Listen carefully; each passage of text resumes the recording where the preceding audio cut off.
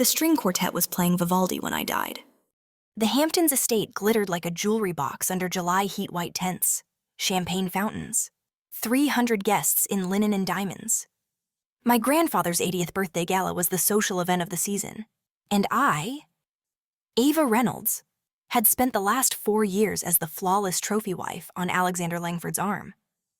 Alex 29, Forbes cover, the boy genius who turned an MIT dorm room algorithm into a $40 billion empire before he could legally rent a car. Everyone said I'd won the lottery twice, first by being born a Reynolds, second by marrying the most eligible bachelor on the eastern seaboard. My twin sister Sophia didn't see it that way. She found me in the east corridor, where the noise was muffled, and the security cameras had mysteriously gone out of commission for 7 minutes. She was wearing the pale pink couture gown she'd bragged about for weeks, the one that cost more than most people's houses.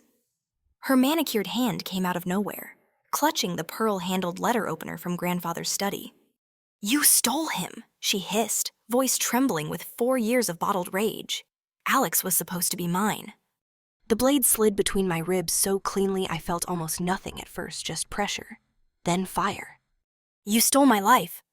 I looked down. The pink silk was blooming crimson. The orchestra kept playing. Somewhere, a senator laughed at his own joke. Sophia leaned in, lips almost brushing my ear. "I hate you more than I've ever hated anyone." She twisted the handle, a wet, intimate sound. My knees buckled. The last thing I saw before the marble floor rushed up to kiss me was Alex sprinting down the hallway in his midnight blue tux, mouth open in a scream I couldn't hear. Then darkness. Then light. I woke gasping in my childhood bedroom in Greenwich, Connecticut.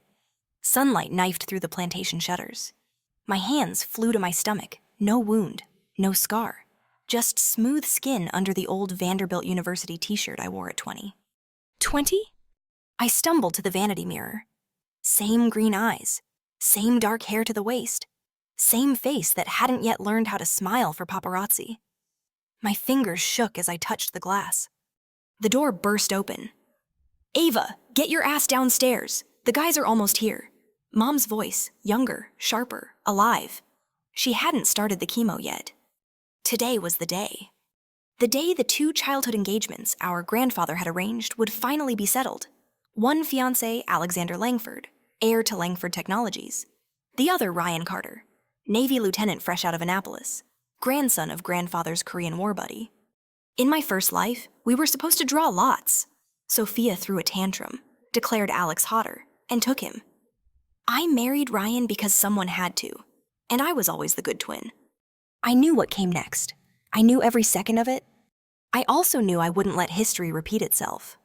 I threw on a simple white sundress, with no jewelry, and my hair was still damp from the shower.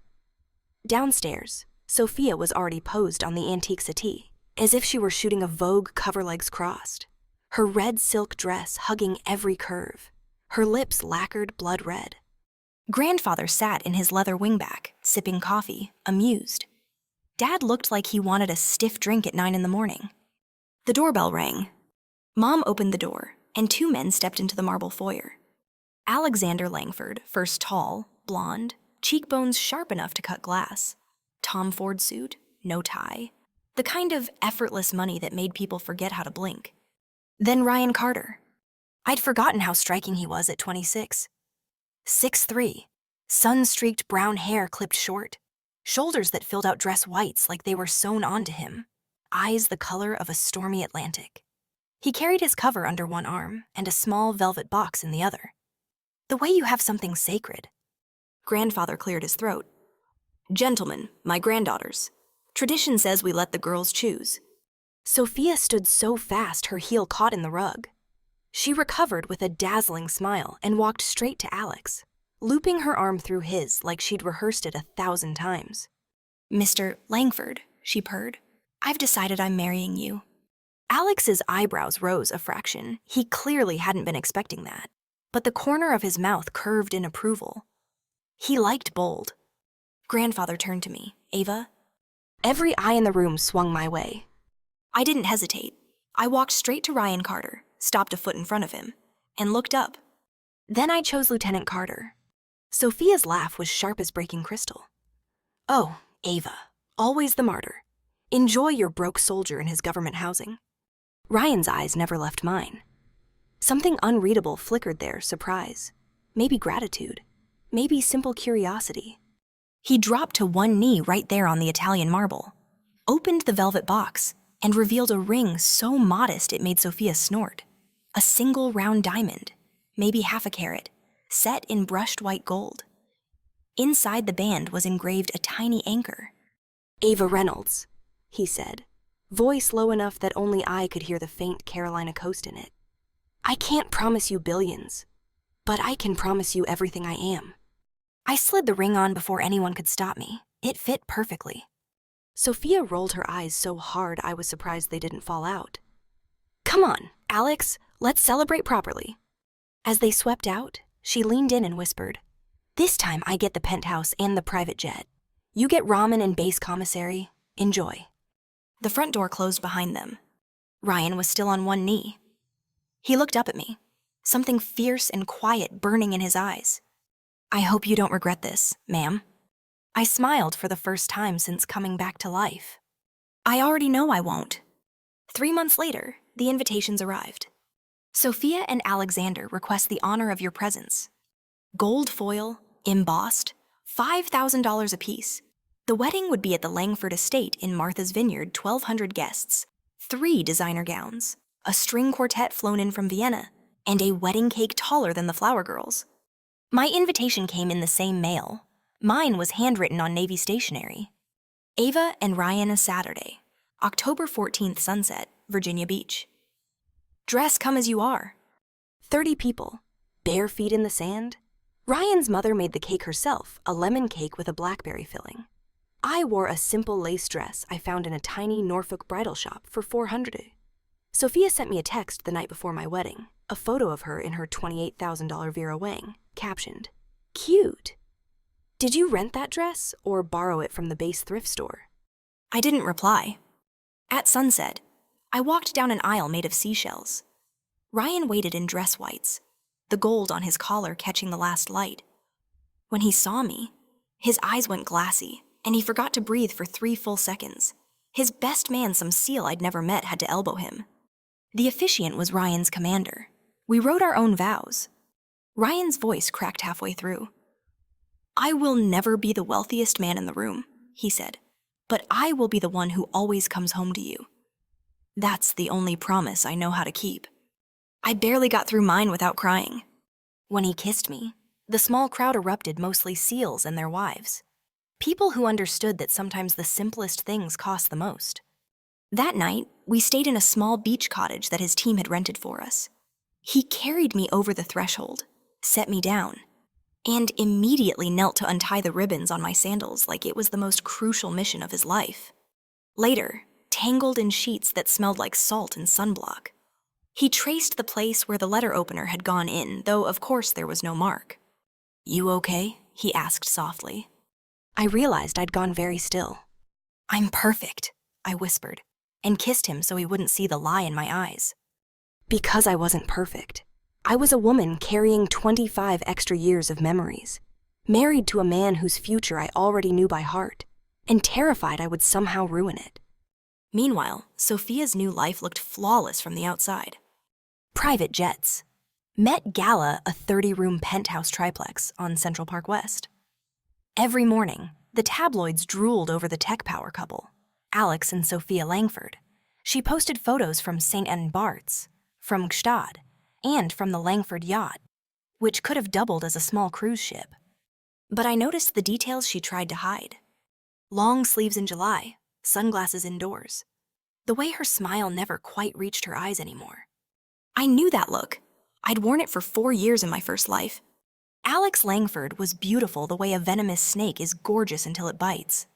One night, 6 months after the weddings, my phone lit up at 2:14 a.m. Unknown number, a single photo. Sophia is sitting on the marble edge of a bathtub. Mascara tracks down her cheeks. A bruise blooming across her collarbone in the shape of a perfect handprint. The message underneath. "He's different when the cameras are off. I don't know what to do." I stared at the screen until it went dark. In my first life, I was the one who sent that text. I typed back the number of a discreet safe house in Maryland run by a former SEAL wife, then added, "You are stronger than you think. The door's always open." 10 minutes later, the message showed delivered but never read. The next morning, her Instagram was full of smiling photos from a charity gala. Alex's arm possessively around her waist, captioned, "Living my best life." I wanted to scream. Ryan came home from a training evolution smelling like salt and gunpowder, dropped his sea bag, and found me sitting on the kitchen floor staring at nothing. He crouched, brushed hair from my face. "Talk to me, Ava." I almost did. Instead, I kissed him hard enough to forget, and he let me. Because that's what Ryan Carter did. He let me keep my ghosts until I was ready to bury them. He had no idea one of those ghosts was wearing his brother-in-law's face. And I had no idea that very soon the quiet lieutenant I married would reveal he wasn't calm at all. He was simply patient. And patience, in the hands of a man trained to kill silently, is the most dangerous weapon of all. The bruise showed up on a Tuesday. Sophia arrived at our small base house in Norfolk without warning, pulling up in a matte black Lamborghini that looked out of place against the cracked sidewalks and minivans. She wore oversized Chanel sunglasses, even though the sky was the color of a dirty dish rag. When she took them off in my kitchen, the left side of her face was a watercolor of violet and yellow. I closed the door so the neighbors wouldn't see. "Jesus, Soph. Don't," her voice was hoarse. "Don't say his name as you care." She set a $40,000 Hermes bag on my Formica table as it belonged there, then immediately started crying. Not pretty crying ugly, shoulder shaking, snot bubble crying. He threw a Lalique vase at me. She whispered, "Missed by an inch." It exploded against the wall. And he laughed, said next time he'd aim better. I poured her coffee with hands that wouldn't stop shaking. Ryan was deployed somewhere in the Red Sea for the next 6 weeks. The house felt too big and too small at the same time. Sophia wrapped both hands around the mug as if she were freezing. I looked up divorce lawyers. The prenup, Ava, he gets everything. Even custody because I signed away rights if I ever embarrassed the brand. I knew that prenup. I'd helped negotiate it in my first life because back then I was the embarrassed wife trying to protect what little I had left. I slid a yellow legal pad across the table. Write down every incident, dates, injuries, witnesses. We'll get you out. She stared at the blank page as if it were written in another language. Then she laughed sharp, bitter, awful. "You think I want out? This is what I fought you for. Remember the penthouse, the ring, the name on the Forbes list?" She touched the bruise with trembling fingers. "This is the price. I didn't know it was payable in blood." I wanted to slap her. I tried to hug her. Instead, I opened my phone and texted a number I hadn't used since my first life safe house still active. "Need a bed for one." Reply came instantly a ways. I wrote the Maryland address on the legal pad and pushed it toward her. 48 hours. No phones, no social media, just go. Sophia looked at the address, then at me. For 1 second, the old little sister need flickered in her eyes, the same look she used to give me when we were 6, and she fell off her bike. Then the moment shattered. She tore the page in half and let the pieces flutter to the floor. "I'm not you, Ava. I don't run." She grabbed her bag and walked out without another word. The Lamborghini roared away, leaving rubber and the smell of burnt money in the air. 3 nights later, she posted a photo from Monaco, her on Alex's lap, both laughing, his fingers possessively around her throat like a necklace.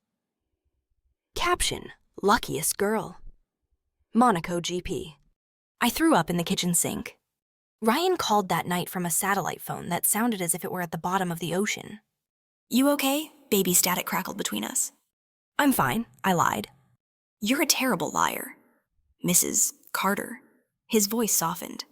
"Whatever it is, we'll handle it when I get home." 33 days. 33 days. I counted them like a prisoner scratching marks on the wall. On day 21, a plain manila envelope arrived at the house, no return address, postmarked Norfolk. Inside was a single flash drive and a post-it in block letters. "Play me."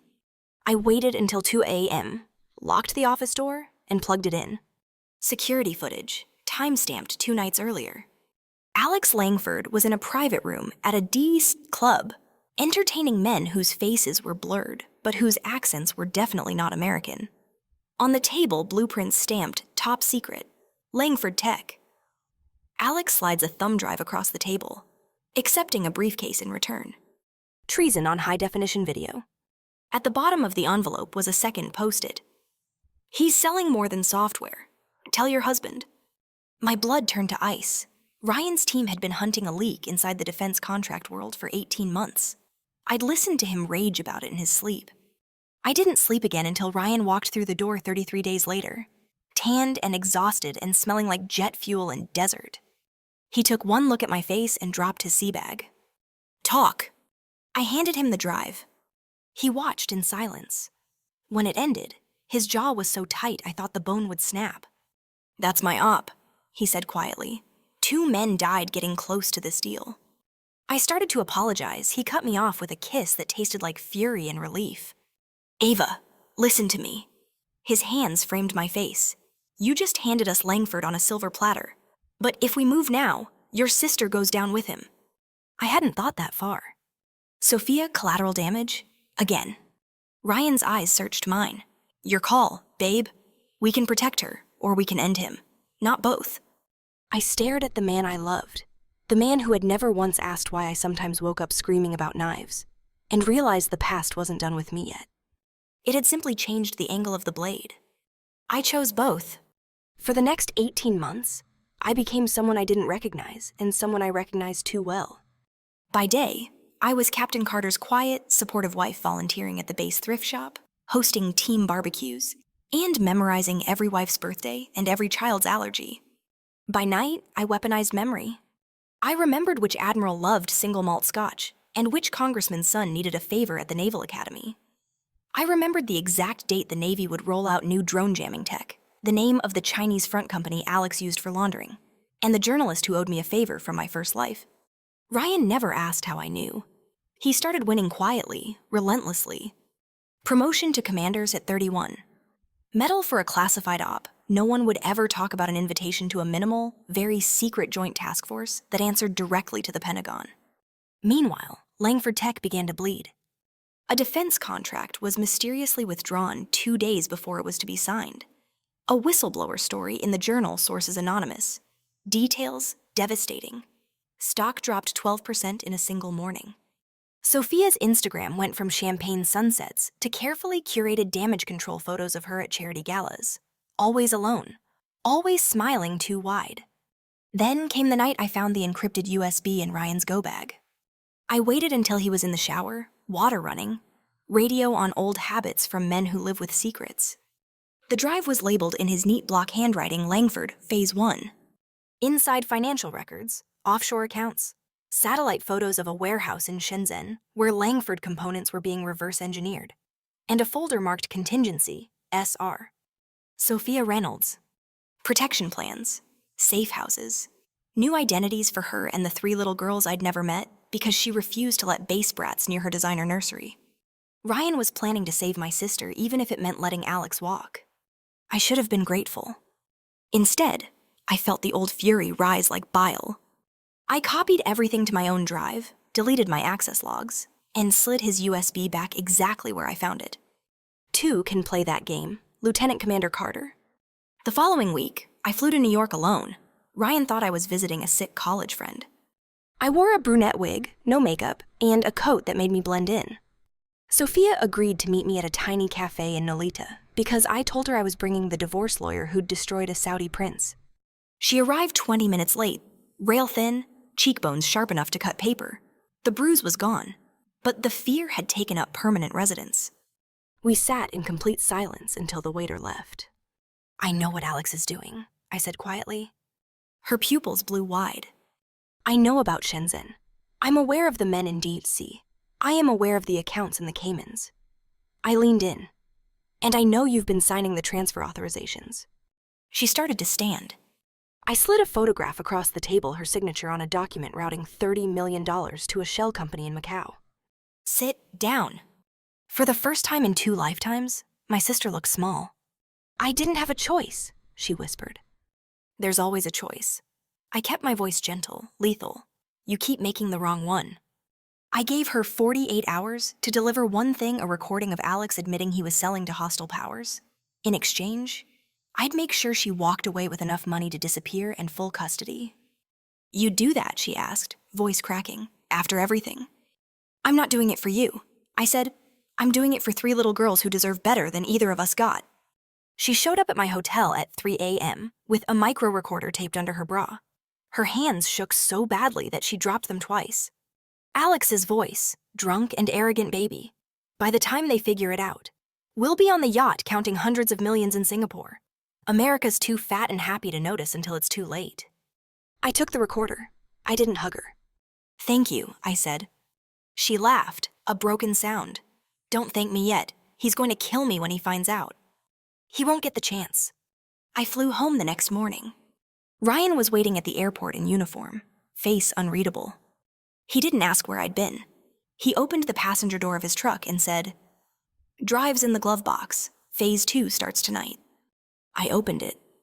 My recording was already there, labeled "Arn delivered." He'd known the entire time. As we pulled onto the highway, he reached over and laced his fingers through mine. "I told you, Ava, we handle it together." I looked at our joined hands and realized the truth I'd been running from since the moment I woke up 20 again. I wasn't controlling the game anymore.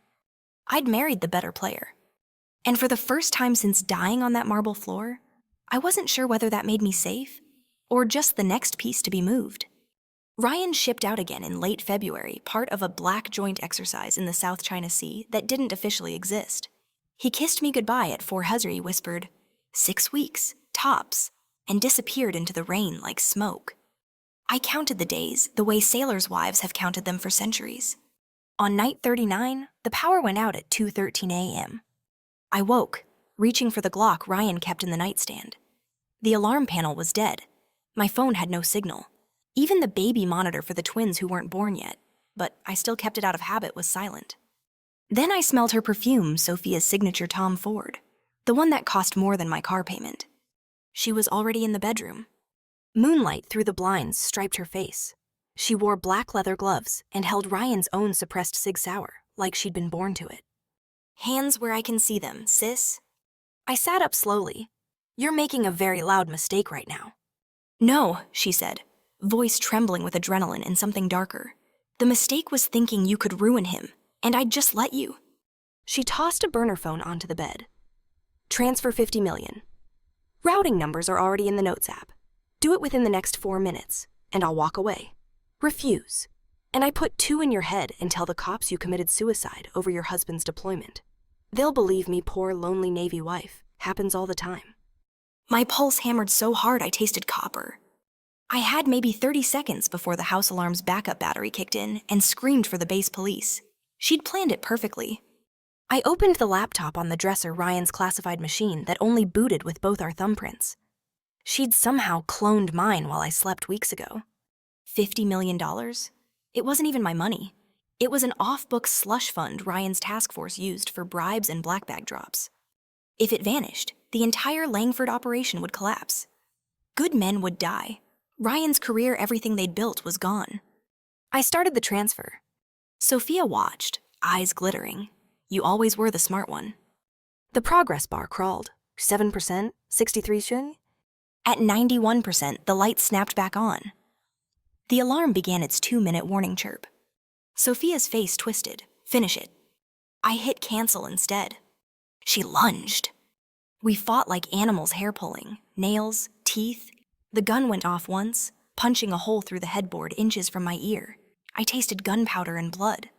I managed to slam her wrist against the bedpost. The cig clattered to the floor.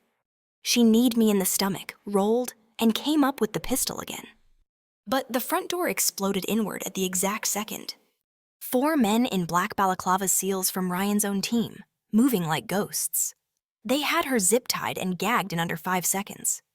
The team leader pulled off his mask. It was Chief Morales, Ryan's best friend. "Ma'am," he said calmly, "Commander Carter sends his regards. He's been watching the whole time." Sophia's eyes went wide with animal terror. I looked up and saw the tiny red dot of a camera in the smoke detector blinking steadily. Ryan had never left me unprotected. He'd just left me bait. Morales handed me a satellite phone. Ryan's voice came through, low and arctic. "Ava, are you hurt?" "No," my own voice sounded like gravel. "Good. Put Sophia on."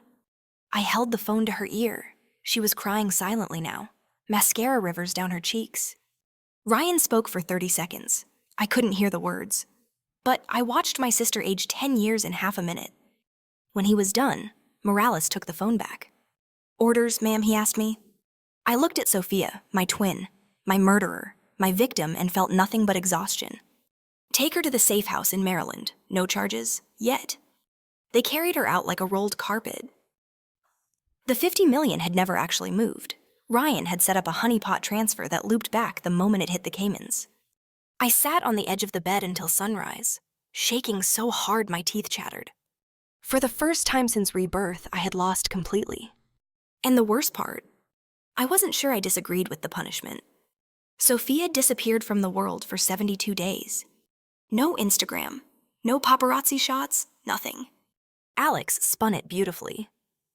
My wife is taking a wellness retreat in Bali, unplugging for her mental health. The tabloids ate it up. Behind the scenes, Ryan's task force moved like a well-oiled machine. They used Sophia's recording, the warehouse photos, the financial trails I'd copied, and a dozen other threads I never even knew existed. On the morning of Alex and Sophia's 3rd wedding anniversary, black tie gala at the Met, 800 guests, sponsored by Langford Tech, the FBI kicked in the doors of the penthouse at 5:03 a.m. Live on every network Alex Langford in a $10,000 tux, hands cuffed behind his back, screaming about diplomatic immunity while federal agents carried out servers in evidence bags. The charges read like a spy novel espionage: conspiracy to transfer restricted technology to a hostile power, money laundering, and tax evasion. The U.S. attorney requested no bail, considering him a flight risk, given his own fleet of jets. Sophia was nowhere to be found. I watched the footage on the base exchange TV while buying milk. A random petty officer beside me whistled low. "Damn, that dude's going to prison for life." I smiled politely and paid for my groceries with hands that weren't shaking. That night, Ryan came home unannounced. He walked through the door, still in desert camis, eyes bloodshot from 36 hours in the air. I met him in the hallway. We didn't speak. He just picked me up, pressed me against the wall, and kissed me like he was drowning. Later, tangled in bed, he told me the rest. Alex tried to cut a deal, offered to flip on bigger fish. The Attorney General laughed in his face. Treason isn't a bargaining chip. "And Sophia?" I asked. He was quiet for a long time. "She's safe. New name, new country, enough money to raise the girls comfortably. She'll never set foot in the States again." I waited for guilt. It never came. Instead, I felt something loosen in my chest, like a fist I'd been holding for 2 lifetimes finally opened. Ryan brushed my hair back. "You okay with how this ended?" I thought about the night she held a gun to my head, about the letter opener in my stomach, about 3 little girls who would never have to flinch when their father walked into a room. "I'm okay with it," I said. He kissed my forehead. "Good. Because there's one more thing." He reached into his pack and pulled out a small wooden box. Inside was a new ring, white gold, tiny diamonds forming an anchor. "I never liked the old one," he said softly. "It was my grandfather's, and it always felt like borrowed time. This one's yours. Only yours." I slipped it on next to my original engagement ring. 2 rings. 2 lives.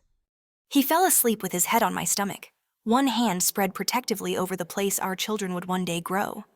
I stayed awake until dawn, watching the first light creep across his shoulders, and finally understood. Revenge hadn't saved me. Love had. The house sits on a quiet cul-de-sac outside Annapolis, big enough for chaos, small, sufficient for echoes. Ryan made Rear Admiral last year. The promotion ceremony was held in the yard where he once stood as a scared midshipman. Our twins Ella and Jack, now 10, stood ramrod straight in miniature dress whites, their grandmother having sewn them herself, saluting as the stars were pinned on. Sophia's 3 girls, Grace, Lily, and Rose, stood right beside them. They call me Mom now. They call Ryan Sir when they're nervous and Dad when they forget to be anxious. Sophia lives in a little coastal town in New Zealand. She teaches 3rd grade, coaches netball, and hasn't touched alcohol in 8 years. Every Christmas, she sends a package hand-knitted sweaters, terrible abstract watercolors the girls love, and a letter addressed to all 6 children that always ends the same way. Be kinder than I was. Learn sooner than I did. Love, Aunt Sophie. We Skype on birthdays. The girls fight over who gets to show her their latest karate trophy or terrible violin solo. Sophia's hair is now short, threaded with silver, and her smile is small but genuine. She and I never talk about the night with the gun. Some things are better left buried under new soil. Today is Christmas Eve. Ryan is in the kitchen attempting to carve the prime rib, while the twins set the table with military precision. The 3 older girls are stringing popcorn for the tree, bickering happily about whose turn it is to put the star on top. I step onto the back porch with a mug of cocoa and watch the snow fall soft and steady over the water. Ryan comes up behind me, wraps his arms around my waist, and rests his chin on my shoulder. Admiral Carter, I tease, you're getting domestic in your old age. Careful, Mrs. Carter, I still outrank you. I turn in his arms. The porch light catches the silver at his temples. He wears it the way he wears everything else, as it belongs to him. Inside, 6 children laugh loud enough to rattle the windows. He brushes a snowflake from my cheek. Have you ever thought we'd end up here? Never, I say honestly, not once in 2 lifetimes. He kisses me slow and deliberate, the way he's kissed me every day for 10 years, like he's still afraid I might disappear.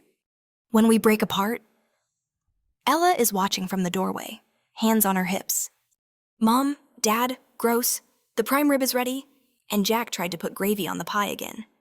Ryan salutes her. On our way, Commander. As we walk inside, I catch sight of the family photo on the mantle, all 8 of us on the beach last summer, sunburned and grinning. The girls piled on Ryan like puppies. Next to it sits a small framed picture. Most people never notice a crooked child's drawing in faded crayon. 6 stick figures holding hands under a yellow sun. At the bottom, in purple marker, peace and joy, Aunt Sophie. I touch the frame lightly as we pass. Ryan notices, he always notices, and squeezes my hand once. Some stories don't end with villains punished and heroes crowned. Some stories end in ordinary kitchens on ordinary winter nights, with too many kids and not enough chairs, and the smell of prime rib burning just a little. Some stories end with second chances that finally, mercifully, stick. And for the first time since I felt that letter opener slide home, I am not waiting for the next knife to come. I am completely home.